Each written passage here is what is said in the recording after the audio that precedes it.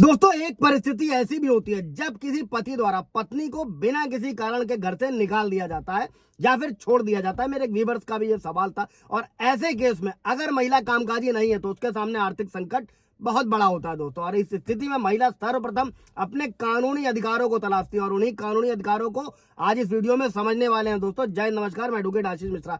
Like share subscribe कर दीजिएगा ताकि इन्फॉर्मेशन और लोगों को मिल सके और महिलाएं अपने हक को जान सके। जो नए कानून में व्यवस्था की गई है कि जब भी पति किसी पत्नी को घर से निकाल देगा तो वो 4 पावरफुल कानून जिससे पत्नी को उसके अधिकार वापस मिलने वाले हैं। दोस्तों, तो सबसे पहले तो भारतीय न्याय संहिता की धारा 85, जो इससे पहले 498A थी। दोस्तों, जब भी पति और उसके नातेदारों द्वारा किसी भी तरीके से पत्नी के खिलाफ क्रूरता करना, ये पत्नी को अधिकार देता है और ये कॉग्निबल ऑफेंस है, जिस पर संबंधित थाने पर जो भी होगा वहां पर एफआईआर, जीरो एफआईआर की भी व्यवस्था है, कहीं से भी कराई जा सकती है, एफआईआर हो जाएगी। और इस धारा के अंतर्गत 7 साल की जेल और जुर्माना या दोनों का प्रावधान किया गया है। दोस्तों, अगर किसी महिला के साथ किसी भी प्रकार की फिजिकल या मेंटल क्रूरता की गई है, उसे टॉर्चर किया गया, उसे गालियां दी गई है, मारा गया है, पीटा गया है, दहेज के लिए ताने दिए गए, रसोई घर में खाने को लेकर ताने दिए गए, दोस्तों, बशर्ते कि ये छोटे मोटे ताने क्रूरता में नहीं आते। इस पर सुप्रीम कोर्ट के भी जजमेंट है। दोस्तों, किसी भी तरीके से महिला के गहने को रख लेना, माता पिता के बारे में किसी तरीके की गलत सलत उसे मेंटल हैरेसमेंट करना, दोस्तों, ये सभी क्रूरता की श्रेणी में। और जब भी महिला के साथ ये सब कुछ हुआ है और पति उसे मार पीट कर घर से निकाल दिया है दोस्तों,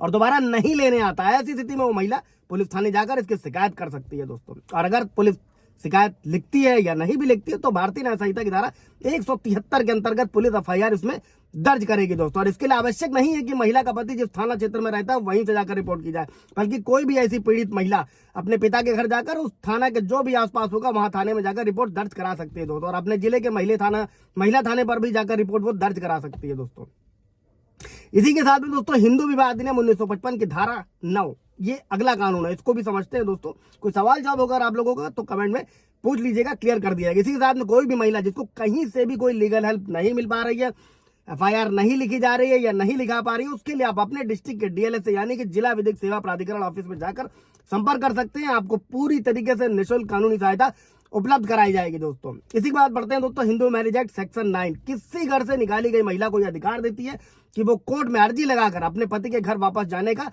आवेदन कर सकती है। दोस्तों, और अगर किसी महिला को बगैर किसी कारण के उसके पति ने घर से निकाल दिया है या उसे छोड़ दिया है, ऐसी स्थिति में महिला का यह अधिकार होता है कि वो पति के घर जाकर वापस रहे। और कोर्ट ऐसी महिला के पति को यह आदेश करता है कि वो अपनी पत्नी को वापस अपने घर लेकर आए और एक पत्नी के रूप में उसे अपने साथ में रखे और उसके जो दाम्पत्य अधिकार है उनकी पुनर्स्थापना की जाए। दोस्तों, और कोई भी महिला पीड़ित महिला है अगर दोस्तों वो तो पत्नी है तो वो ये आवेदन कोर्ट में लगा सकती है जहां पर भी वो रहती है। और अगर अपने माता पिता के घर पर रह रही है तो वहां से भी लगा सकती है। ये है सेक्शन 9, ये पति भी। और ये जो हिंदू मैरिज एक्ट सेक्शन 9 है दोस्तों, इसका इस्तेमाल पति भी पत्नी के खिलाफ कर सकता है अगर पत्नी किसी के घर छोड़कर चली गई और नहीं आ रही है।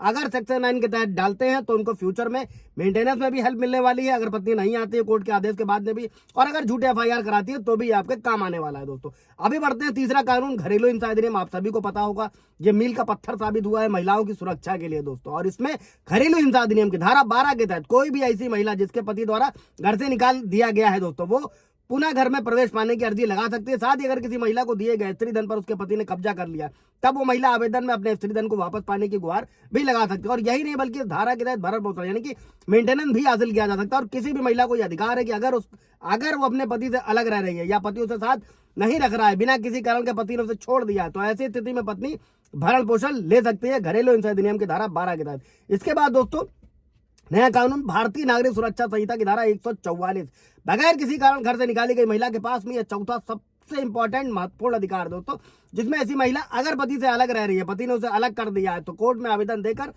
जो इससे पहले सीआरपीसी 125 था, इसके तहत भरण पोषण यानी कि मेंटेनेंस की मांग की जा सकती है। घरेलू हिंसा अधिनियम और भरण पोषण के लिए दोस्तों भारतीय नागरिक सुरक्षा संहिता की धारा 144 ये किसी भी कोर्ट में लगाया जा सकता है जहां पर वो निवास करती है। साधारणतः क्या होता है दोस्तों, ये सब मामले होने के बाद में महिलाएं पति के घर से निकाल दी जाती हैं, अपने माता पिता के साथ में रहती हैं।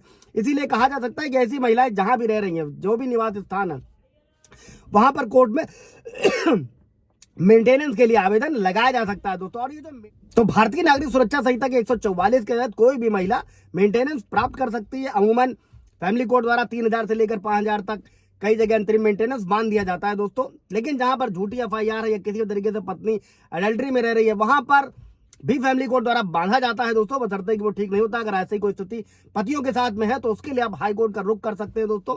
कोई सवाल जवाब होगा पूछेगा, उस पर पूरा ब्रीफ वीडियो बना दिया जाएगा दोस्तों। और जो भी मेंटेनेंस होता है उसको कई सारी चीजों को, महिला के स्टेटस को और कई सारी चीजों को ध्यान में रख कर किया जाता है, जिस पर कई सारे सुप्रीम कोर्ट के, हाई कोर्ट के जजमेंट हैं। सवाल जवाब होगा कोई पूछेगा दोस्तों। Thank you.